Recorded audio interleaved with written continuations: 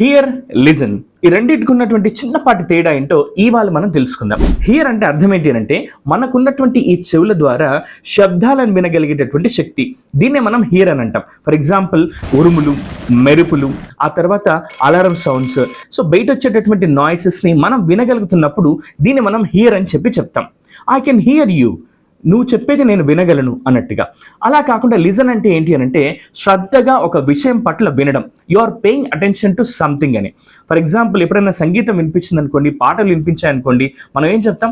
I am listening to music, నేను సంగీతాన్ని వింటూ ఉన్నానని చెప్తున్నాం. అంటే we are paying attention to something అనమాట. సో ఇలా హియర్ అంటే అర్థం ఏంటి అంటే కేవలం శబ్దాలను వినగలిగేటటువంటి శక్తి.